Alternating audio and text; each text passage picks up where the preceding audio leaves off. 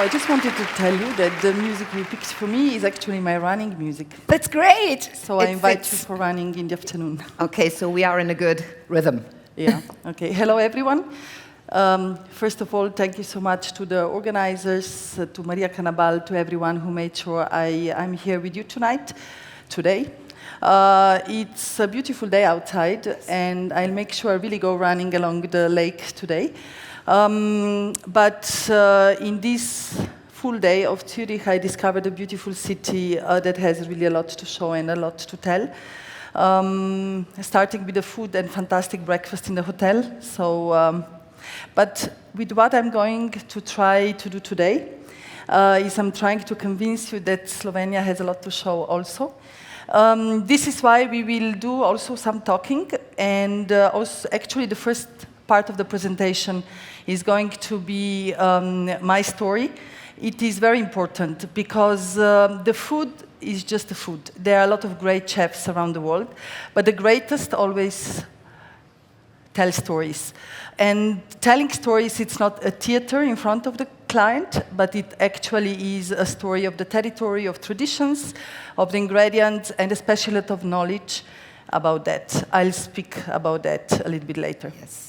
I just wanted to give you a little map, because actually yesterday in the evening I had a long discussion with some of your guests at the terrace, and I discovered, and this is why I changed a little bit my presentation today, that even Swiss often don't know anything about Slovenia, so yes. And about our identity, which is very crucial and very important when we are cooking. So this is where we are. And it's 45 minutes flying from Zurich only. So Austria on the north, Italy on the west, a big piece of Croatia. We keep on fighting about food produce all the time. Krajinska klobasa and teran, we don't know everything really is, but we are best friends really. And then a little piece of Hungary on the east. This is a very important map. If you look at it, you don't maybe realize that Slovenia is an extremely small country. It has 21,000 square kilometers. This means that from the west to the east, so from Italy to the East Croatian border, you pass it in 2.5 hours, and from the north to the south, you actually need 1 hour 45 minutes. Wow. And this is very important in a storytelling about the food. So look at the big countries that are actually bordering us. So Italy, with its very strong food culture. Austria, with then Germany on the north, with a strong North European German culture. We have Hungary on the east with the lowlands, with pumpkin oils, with pumpkins, with pork. And then I tell you a little detail which you see how important it is. And then we have Balkans on the south. So when they ask me, what is Slovenian food? I normally say, look at the map, and you'll understand it's one of the windiest countries in the world, because the people and the cultures have been always mixing up. But when you have this small country, it means that everything has been mixing up. So you will understand through the 3 dishes that I'm cooking today that this is actually a real story. If you look at the western border and then eastern border, it is 2 hours driving, 2.5 driving by car, but the life expectancy of people is 10 years difference because of our natural diet. So people on the west live generally 10 years longer life than people on the east. No. It's in such a small country. So I just wanted to start this presentation with that, so you can place us a little bit better, and then you'll understand a little bit of our story of Hiša Franko. So first, quickly, something about me. This is important to know because I think the food of a chef has 3 important elements. The first one is personality of the chef. The personality, it's like a patchwork of whatever happens to us in our life. It is especially if we live with open eyes. It is our traveling, it is our childhood. It's really a lot of things. The second thing, which is so important, is a territory, and the third one is a season. And if you give the same produce to 2 different chefs, if they cook from themselves, they will make 2 completely different interpretations. So she told you already, I never meant to be a chef. I actually, when I finished the International Science and Diplomacy University, my parents have been really mad with me. I was supposed, to be in Brussels a diplomat, someone you are really proud of. I come from an intellectual family, so the problem was that, cooking is not a star work. It's actually cooking, is using hands. My hands are really terrible. And Slovenia, maybe by not being a very traditionally gastronomic country, the chefs never really had an important role in our culture. So what happened was, like, my father didn't talk to me for 6 months, but after, actually, I just met my husband, and he said, "You're not going to cook." And I said, no, I can't cook. And he was like, but when he saw this relationship went on, and he was like, "Are you going really to Brussels?" And I was lying to him. I said, "Yes, I keep on calling and asking for a job." And he was like, so my grandmother needed to interact and make peace between the two of us. And my mother, after all the words, is still not really the happiest person on the world. I mean, we've been in Sri Lanka and somebody recognized me, and she was like, "Oh," they asked her, "How is it to have such a famous daughter? She's such a great chef." And she said, "No," she said, "Well, she's not really cooking." And we were all like, "Mama, what are you saying?" So I raised up in this world, so I needed actually to prove to my mother-in-law also, who was holding the kitchen before, that I can do it, and to my parents that this is something grateful, and it is actually a great job. So we traveled a lot since I was a kid. I was 15 years old when we did a first big trip to Tanzania, and after that, also after I met my husband, we were bankrupt, but we always had money for traveling, like backpacking sometimes, did the whole Asia, Africa. And in all these trips, I actually was opening my mind to new produce, to different approaches to the food, different traditions. But then the crucial moment happened. We took over the restaurant, and we didn't have a team which would follow our ideas. So one of the two of us needed to go to the kitchen. And my husband was already strongly into the wine business. So I said, okay, one beautiful day, I said, "I'll do it." And he was like, and I said, "I'll start from zero." So before 3 years, I was helping managing the restaurant, being more in the service. And I was pregnant. And that is an important information, because a year after I was pregnant again. So I had 2 babies parked in the kitchen, and we didn't have time to travel anymore. So what happened was that that is a crucial and very important information. So chefs need a lot of kilometers through different kitchens. They need to know how other restaurants work, how other chefs think. But it is very important. They do not exaggerate in that, because they need to find their own way of their expression, and they need to find their own ingredient around them. And so I think that moment was actually the real moment I started thinking through myself. So I just didn't have time to travel with 2 children and the kitchen and everything, learning up. And this was the real beginning of my path. Being autodidact is very important, because I every day, still today, see things from another perspective, and sometimes with fantastic results, sometimes it's horrible, but these things are, I think, a natural evolution. The second important element, Marco, you can start with the photos, is actually the territory. So we live in the most beautiful Alpine valley you can imagine. I think Switzerland is beautiful, but what you will see on the pictures, you'll see that we can really compete, especially by the rivers that are really beautiful. We live in an Alpine valley which is very close to the sea. So this Alpine valley is super far away from everything. It is really far away. So 15 years ago, when we started, we called suppliers, and they were saying, like, "No, we are not coming to Kubari just because of you. We need at least another restaurant or you to be closer. So if you want our stuff, you can buy it by bus. We can send it by bus." And we were like, "You can't send fish by bus." And they would like, I mean, that's the only way you can get things. So we needed to build a chain of producers around us to be able to cook. And that was not a trend at that time. We are talking about this trend in this moment. But at that time, nobody spoke about that. That was 14 years ago. And that was like going to the Fishing Association of Tolmin,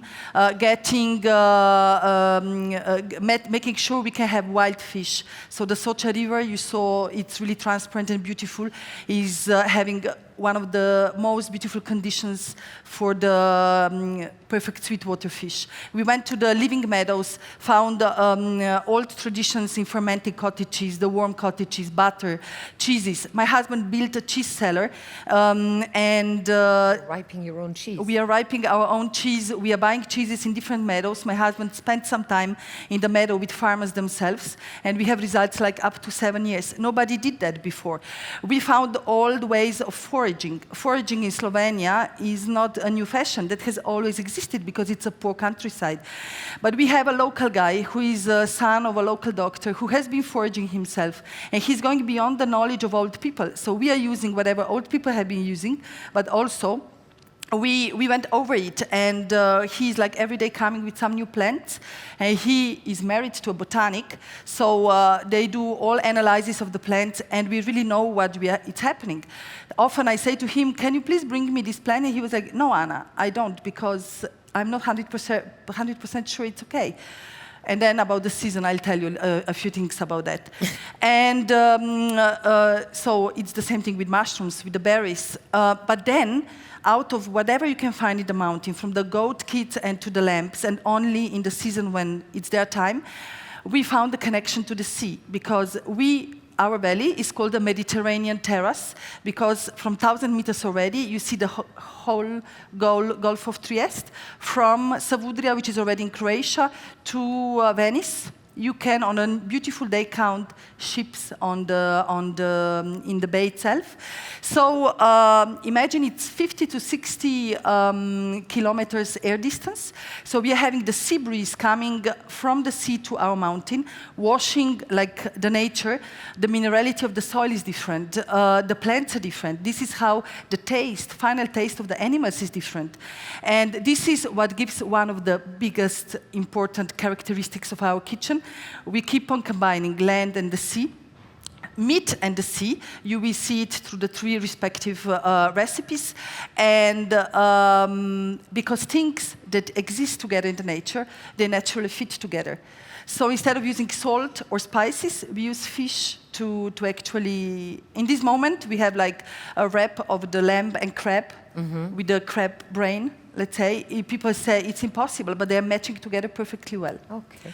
So this is our chain of producers, which have been, I think it's a 15 years old lasting work. It's still work in progress, but this is why our food has really original taste.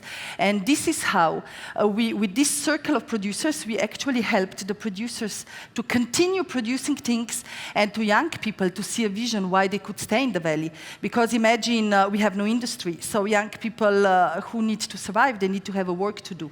So the farmer who had 2 goat kits now can have 20, because 18 is Hisha Franco who takes them. We are giving him the economical support, and we are giving like young people a vision what they can do if they want to stay. But at the same time, we have a produce that never traveled and have a complete kilometer zero approach. Means that, you know, already the airplane is probably changing a lot the quality of the produce that are coming to us. Transport. The third thing is the season, and I'll just be quick and then we go on the other part.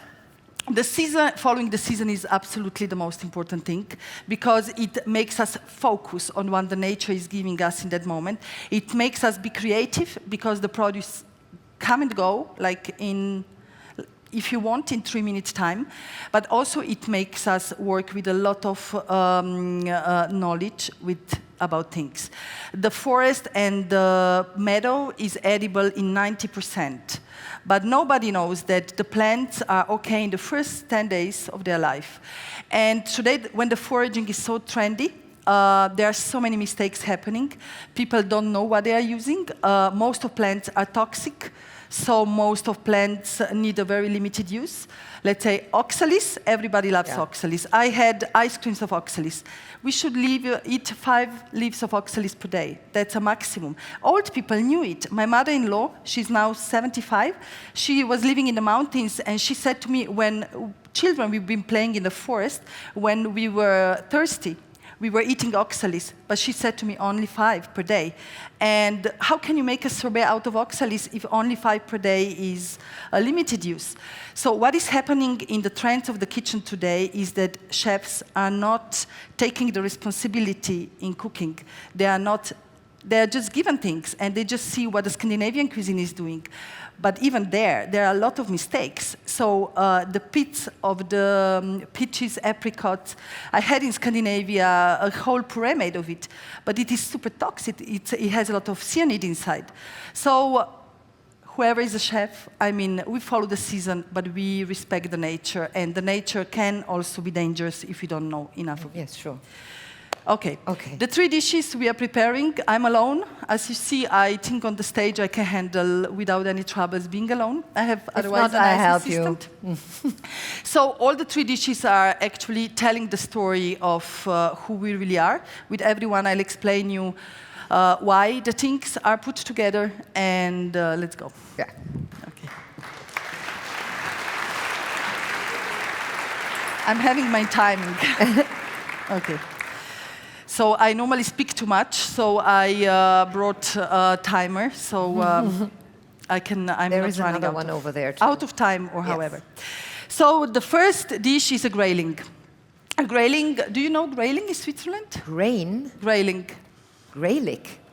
Grayling. Grayling. It's a sweetwater fish that I marinated it here, but I don't know if you can see. It has a beautiful silver skin. It is a fish that needs very cold waters, a lot of oxygen, and of course very clean waters. It has something really very particular. So it is like a sea fish. It has a lot of scales. You really need to clean it very well. But after 2 hours, when you get it out of the water, you can't work it anymore. It starts falling apart. It's such a delicate fish that 2 hours from the fishing point, it's unusable. So if you try to fillet it, it goes like into puree. That's one particular thing. And the other one is that we only get it from the Fishing Association of Tulmin. It's a protected fish. They are doing actually a great scientific work. And we are combining the grayling with a plant, a wild plant, which can be also toxic, which is called Hermelica. Hermelica is Sedanum maximum. That's the Latin name. We couldn't find it, not even in English. So, you know, nowadays you can find a lot of like oyster leaves, plants that are very juicy, very nice, but they are super expensive, and also they grow in the artificial environment. This plant lives along the river where grayling comes from, and it is as juicy as, let's say, the oyster leaf. You just need to know, so there is like lesson number 1. The dark green leaves, the bigger leaves, are already toxic. You cannot leave them. So you normally open them, and you have like, this is what you would normally use. So what we did with it, we actually compressed it under the salty water. The salt was given by the, and I show you how I did it. Do you see these are the grayling eggs? So we put them into the brine water, and I'll explain you and show you what we did.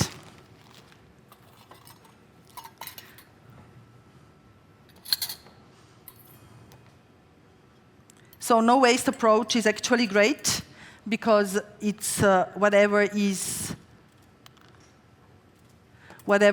around you, you can always use it. So we press the juices out. So it is salty because they were marinated in the brine water. So more or less just to show you how we did it. We then freeze it and let it, we don't have time to do it. So we freeze it in the block, and then we let it filter through a towel during the night. So we have a very clean, we have a very clean liquid, as you see. And so we compress the leaves of Hermelica, of the Sedamo maximum, 3 times inside. So all the liquid of the grayling eggs actually is absorbed in the in the leaves. Do you see the difference between this leaf? And I'll open now for this one. It's a lot of techniques that require a lot of time. So this is why I'm often explaining things or just showing them. Do you see the difference? So this is almost transparent because it absorbed all the liquid. It's called like, and this one. Yes. You see? Yes, sure.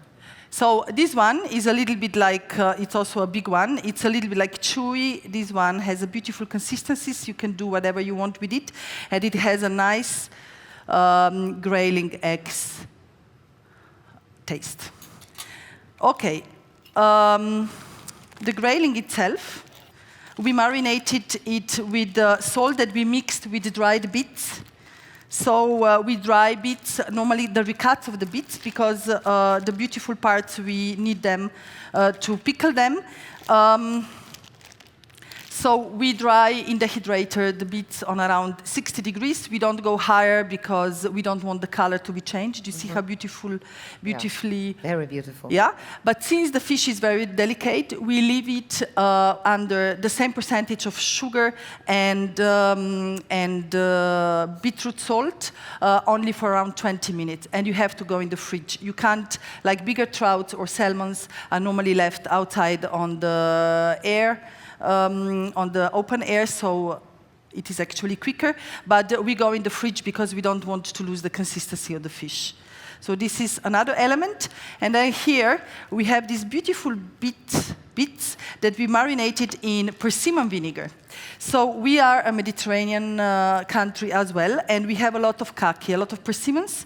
And our culture doesn't know the persimmon vinegar. And this is, you remember when I told you our personality is a patchwork of our experiences? So I travel a lot to Japan. And in Japan, persimmon vinegar is one of the greatest things. So we were thinking, why wouldn't we try to do persimmon vinegar around November 1st? We have so many persimmons. And the result was really fantastic. And they created their own mother, so we didn't use any extra mother, and it's really a really good thing. We did also plum vinegar, wild raspberry vinegar, so not putting the fruits in the vinegar itself, but making the real vinegar without adding the mother. Especially in the plum vinegar, we really had a lot of mother after that. So the beetroots have only been cut and then pickled directly in this persimmon vinegar. Look at the color. It's all completely natural. Great. And it's going to give an earthiness because we are working with the sweetwater fish. We are giving a lot of earthiness to the dish itself. So I start cutting. We have this beautiful bowl from you. They are really, really very nice. When I cut the fish, I don't want to do like a super thin slices, but I want the taste of the fish, so it's almost sashimi. I want the fish to have consistency. So I would like you to taste it, but you have to come to Hisha Franco. I'm really sorry. Do you have the dream was, everybody asks me, so was it your dream to become the best female chef? I said, I needed only to learn how to cook. And we were really investing in the quality because we needed the restaurant to have very good guests. We couldn't afford being like on the same position like 10 years ago. We would go bankrupt completely. So there is another thing that is so important in this dish, and this is this liquid. If you smell it, can you tell me what it is? The Swiss should know it very well. I'm not Swiss, but... Also Germans know it very well. Yes? Close your eyes and think. It's fish? No. No? What's it? It's something fermented.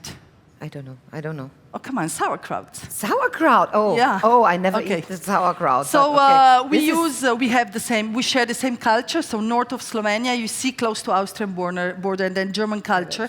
Yes. We do a lot of sauerkraut and also some other vegetables. We proceed them in a very similar way. But nobody knows how great quality is actually the water when we fermented cabbage. We remove the cabbage, and this water is sour and salty. It has an excellent taste. It's healthy because it's a ferment, and we are going to dress actually the grayling with the fermented cabbage water. We have some pumpkin oil mayonnaise, and then you will see that with this dish we cover the whole Slovenia. So we use the fish from our river. We use the plant which lives alongside the river. The beetroots are growing on the east of Slovenia, but also in our land, and they give the earthiness. We have the pumpkin oil, which comes from the east, and the fermented cabbage water, which comes from the north. And this is one of the, it looks simple. It's a lot of preparation on the back, but it's probably one of the most beautiful dishes we ever did.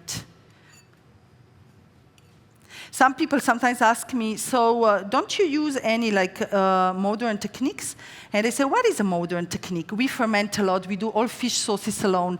We are learning every single day. We do vinegars. What is a technique for you? So too much transformation in the food means we actually, I shake a little. It's too many people around. So transforming the food too much, by my opinion, makes us go really far away from the original tastes. Yes.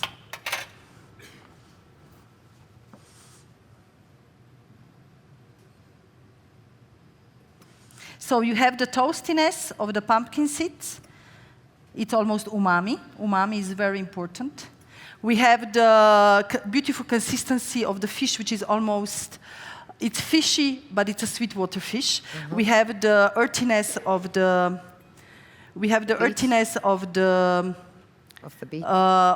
beets, the umami of the pumpkin oil, and then we have the sourness and the saltiness of the fermented cabbage water. I put some drops of olive oil inside, and I just go over, and then I'll finish the. So it's a kind of almost soupy.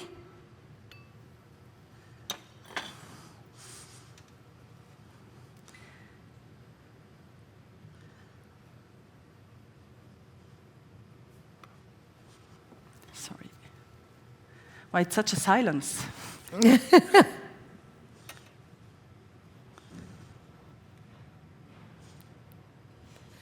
People are speechless.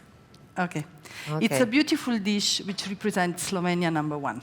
Okay. Ja, da haben wir hier den ersten Teller, meine Damen und Herren.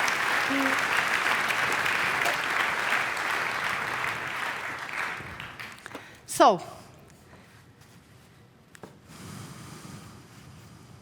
imagine you go through this broth, which is, you know that you know it, but you don't really know it.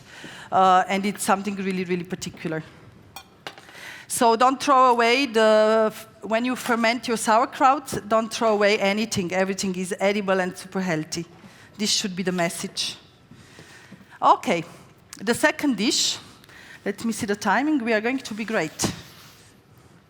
The second dish, do you remember the cows in the mountain? Yes. We work with the community of farmers from Tolmin, so it's 15 kilometers south from here.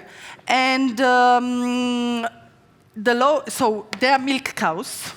You know, there is a difference, milk cow and the meat cow. Yes. So the problem was, whenever we started buying the meat from, so the cow meat and the veal meat from the local producers, whatever we did it, we dried aged it, we marinated it, whatever, the meat was tough. Super tasty, so my husband ordered Fiorentina T-bone steaks for him, and he was chewing, and I was he said, such a good taste, but my teeth. So it was whatever you take, it's not working.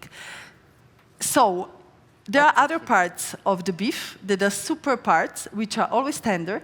And since these cows are outside 12 months per year, 11 months per year, there is no industry around, so the grass they eat is super good. They go in the mountains in the summer, come back then in autumn and stay outside until December. All the parts are super good and super quality. So, you didn't ask me about, is there a feminine cuisine or not? I ask you later. Okay. But we can talk about it now. No. We can talk about it. No, is there a feminine cuisine? So, no. No. No, you know. Yeah. You know why? Because people read our menu, and in this moment, so we are talking about a beef tongue. So I brought you our beef tongue, and it's the favorite food of my children. But when people read our menu, so we have tripes on the menu, and we have beef tongue on the menu, and there are some other things there like, Jesus, we are more classical eaters, we don't know if we like it. And then at the end of the meal, they say, our favorite dish was the beef tongue and the tripes. Okay. So it's the two dishes that are following now, which are talking about... Are these working? This should be. So, so you remember when I told you we are Mediterranean terrace, and we are having like the big influence from the sea. So this beef tongue is dressed up by the sea. So we use the corals of the scallops in the lagoon that is 50 kilometers away from us. We find throughout the year beautiful scallops. These were bought here because I came to Zurich from Budapest. But anyway, they are small but super tasty. And the coral, which often people throw away, is actually its best part. So we have a beef tongue, and we are slicing it as traditionally. You remember when you have like cold cuts, and people cold cuts and people eat beef tongue together with pickles. So we'll cut it in a very similar way, but a little bit bigger slice. And we are heating it in its cooking water, so very naturally. And this beef tongue has actually been cooked in a traditional way. Remembering the traditions, we try to cook it on a low temperature. We try to cook it on in different modern ways, and it was always not as good as you put it on the fire, like old ovens in the houses. You put the beef tongue in, just some carrots and some bay leaves, and you put it aside to cook. So it means that the women went working on the fields, and when they came back, it was done. So under boiling, around 85, 90 degrees all the time, so not too hot, direct fire. 3-4 hours, we marinate it in salt a little bit before, and it is one of the most tender meats you can ever imagine. So the next thing we did, my traveling brought me into big love for dashi, Japanese dashi. But I would never cook Japanese dashi at home. So we did a personalized version of it. A Slovenian version. Yeah. So on Sunday, we have like a lot of fishery cuts from Saturday and Sunday. We have the bones of sardines, heads of sardines. So we store them all, and we dry them. We dry them, slightly ferment, and then dry. And you would not believe. So even Japanese say you don't need bonito flakes all the time. This dashi broth with some seaweed inside is an excellent broth. So I call it dashi because it has dried fish, and it has the seaweed inside, but it is 100% brought from Japan to our place. Oh. So the dish is actually very simple. We pickled some celeriac. So celeriac is not necessarily only cooked. Celeriac can be cut very thin and pickled in some apple vinegar with a little bit of water and just a little bit of sugar. And what happens is that you have a beautiful aftertaste of celeriac, which is crunchy and just with a little bit of sourness on the back. And then we don't throw away anything, if you remember well. So we have the seaweed that we marinated in our homemade fish sauce with a little bit of sugar. So it's a little bit sweetish, but still very crunchy. So I don't know if you can see it. It's still very crunchy, and it's going to be like a surprise of the dish. Every dish sometimes needs surprises. We first need to do the work of the scallops.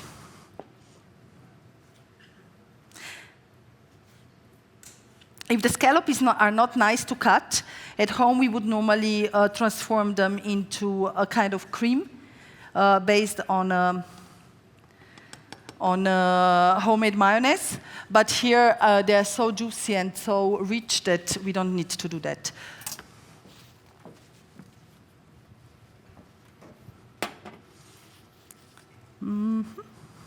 Sorry. So here is a smoked celeriac. It's a celeriac which was cooked in charcoal oven. So it gives beautiful smokiness, and smoking is important for all alpine world, but it brings you again to the umaminess. Never forget, umami, the fifth taste, is actually one of the most important things in the food itself. So it's a dish full of surprises, and you will understand why. Can people see me plating?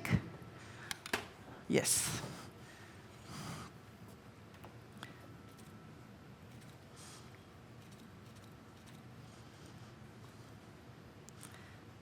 If you want to ask me something, I can talk and work. Oh yes, this is good. This is good. So tell us if... I'm not salting it because our broth is super salty already. Because when you dry sardines, try to dry sardines.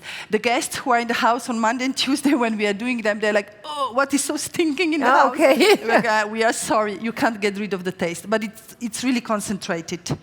And where are you drying the sardines? Sorry? Where are you drying the sardines? In the kitchen, of course. In the kitchen? I mean, believe me, you wouldn't like to have it at home. It's normally in Asia, people would use, the streets. If you go to Vietnam, to all poorer countries, yes. When you travel along on the road, along the seaside, you always have like sheets and a lot of fish which is drying. But we don't have so much sun. We have even more rain than Switzerland probably. So we need to find another solution for it. So here is the beef tongue, which is so tender, I will show you then, that you can actually eat it with a spoon. I'm hiding the cream because I don't want it to be seen.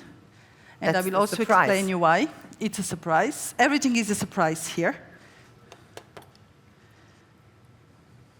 But also because I want the dashi soup to remain super clean. Because we have the pickled celeriac, which I put here.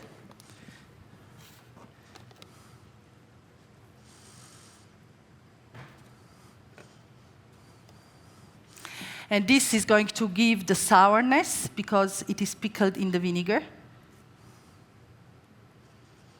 You don't have to take it before from the water because it may get super dry. So it's just fresh made.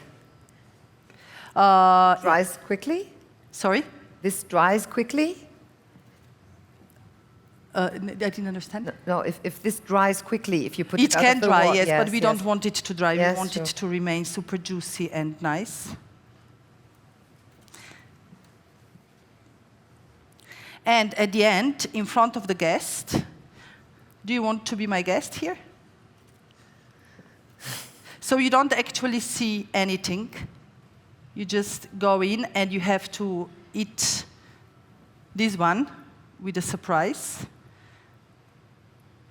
Normally, it's a little bit more crunchy, so you can play a little bit more on. So beautiful. So in the front of the guest, there is nothing green inside. You see? Yes, I see. We don't always need greens.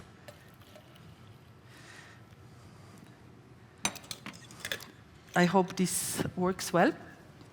So this dish is supposedly brought to the client like this, and then the strong dashi broth is served in front. So it goes more or less.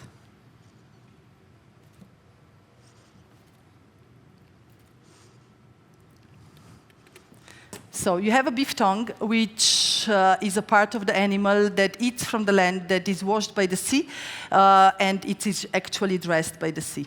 Yes. And my children are of the opinion that this is one of the most tricky beef tongue dishes. Voilà. Voilà. Das zweite Gericht.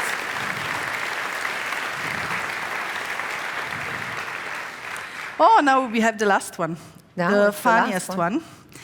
The one one of the reasons why women.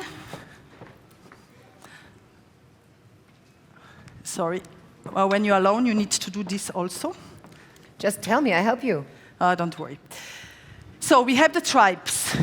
The tripes are one of the, especially if it is the cows which come from the local community, and for the farmers, it doesn't matter if they smell of the stall, because the tripes can really have this side effect.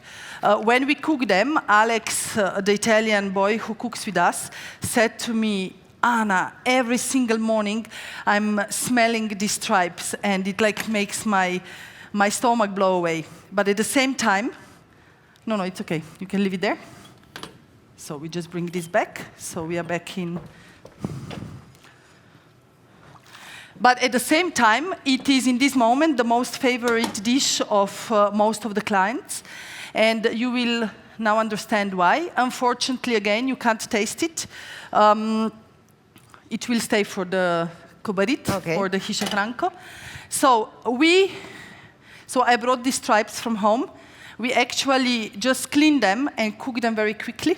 So they still have a consistency. So you see, they still like hold. And at the same time, we do a jus out of the wild ducks. So we remove the breast because we need it for another dish, which is a sister of this one.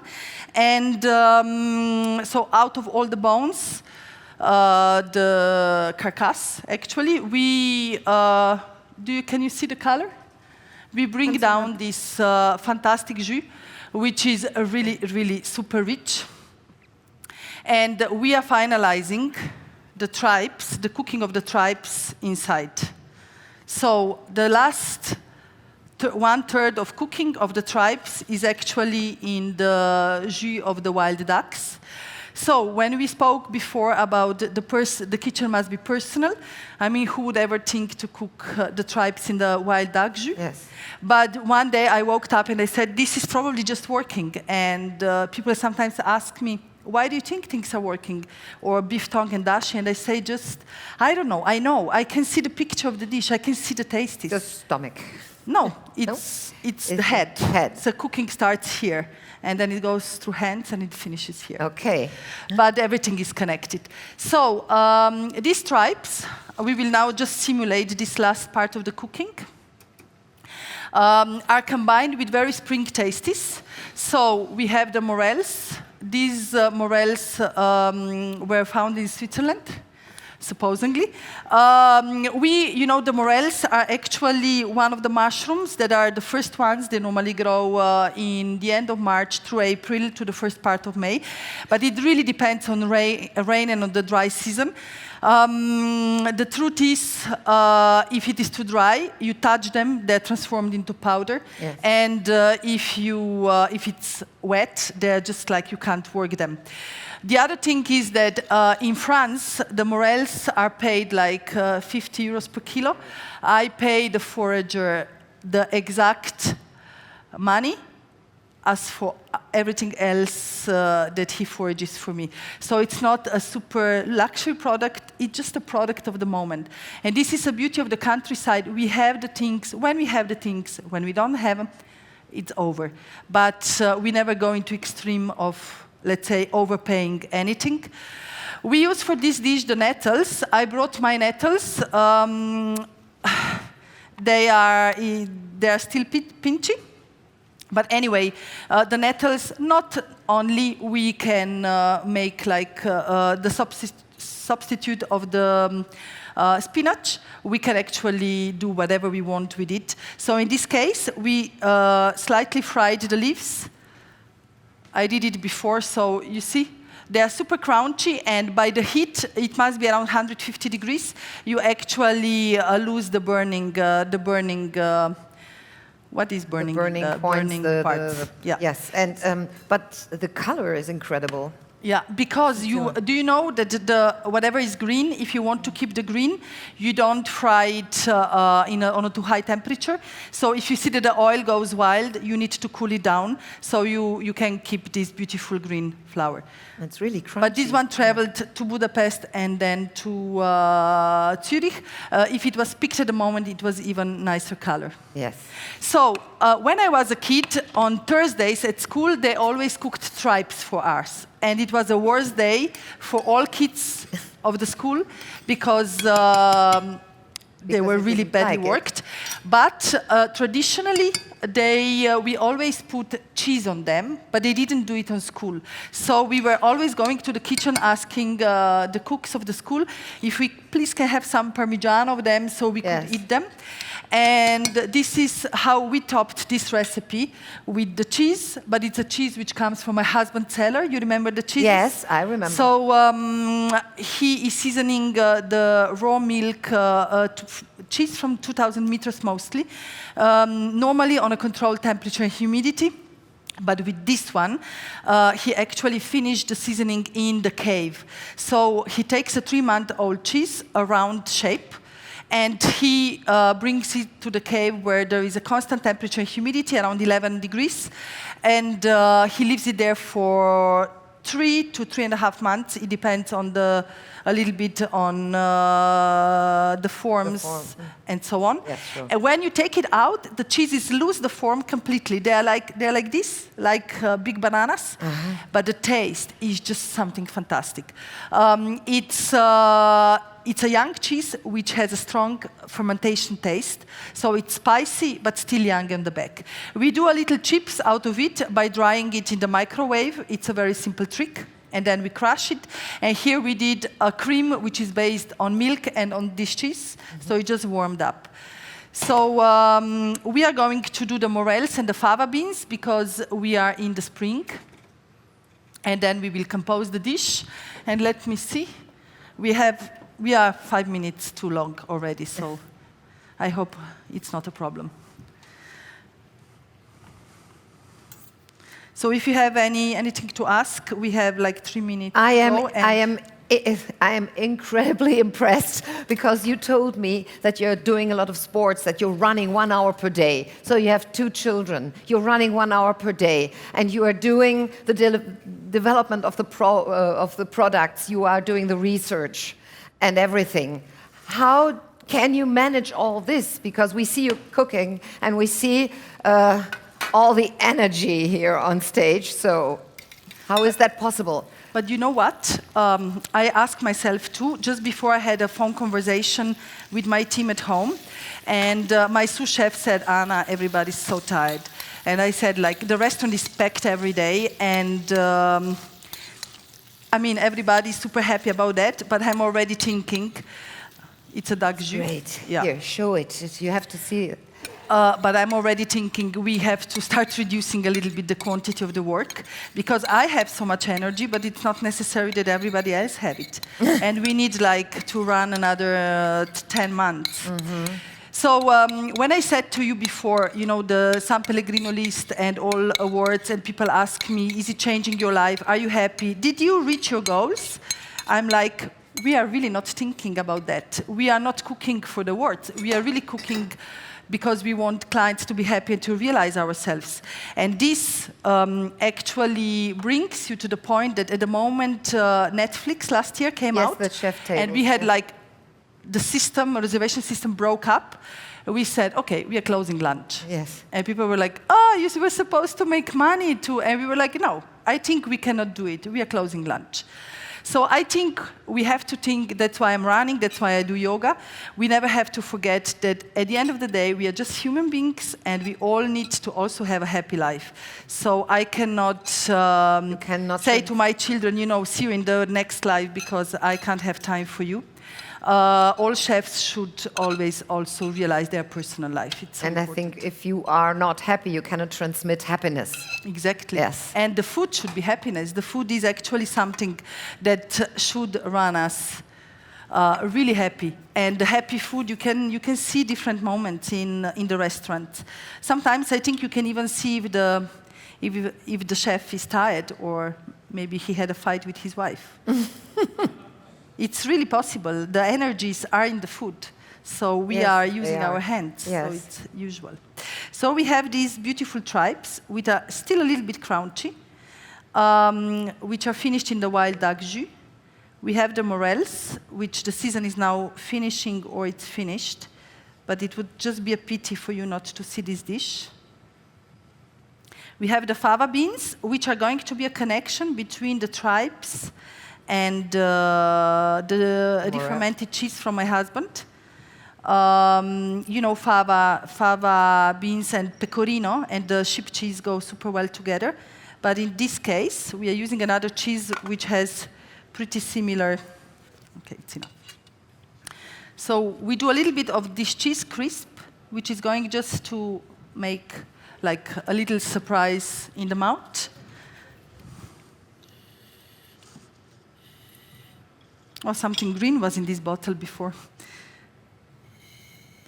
We have this cheese, which is giving also the creaminess to the dish itself. And imagine, remember, I told you inside we put the milk and not the cream because I don't want my food to be too heavy. And we are finalizing this with these beautiful chipses of the nettles, which are super in season. And this is, even for women, the best dish in this moment in Hischa Franco, in the spring menu. The best dish in Hischa Franco, meine Damen und Herren.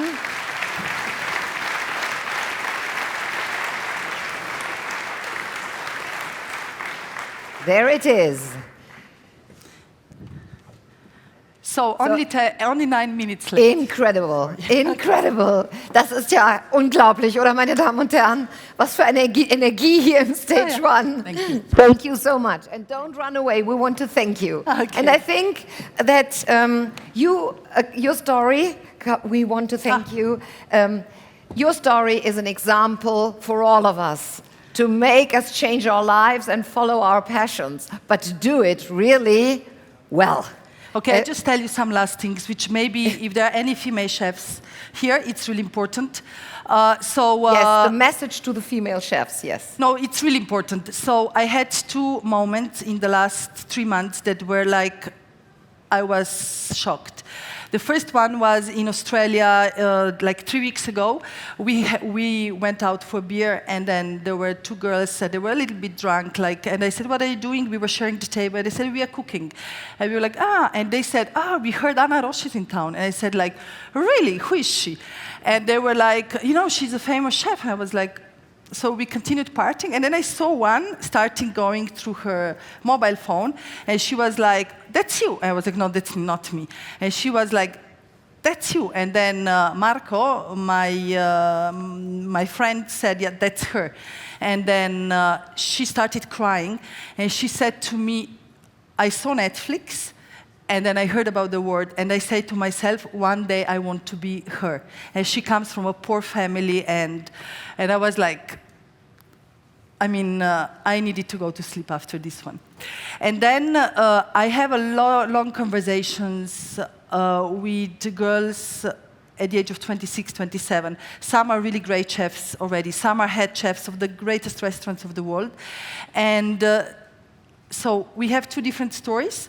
One is the girls say, in 1 year I'm quitting the kitchen because I need to start my real life.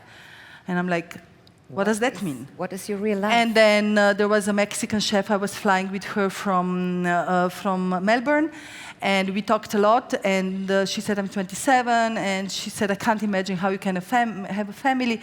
I'm never having kids." And I was like, "You don't want to?" And she said, "No, I love kids, but I love kitchens, so I can't imagine." I can't imagine it. And I said, "You know, everything is possible if you want it." So it is women with career would always suffer. We are never the happiest because we always let someone down.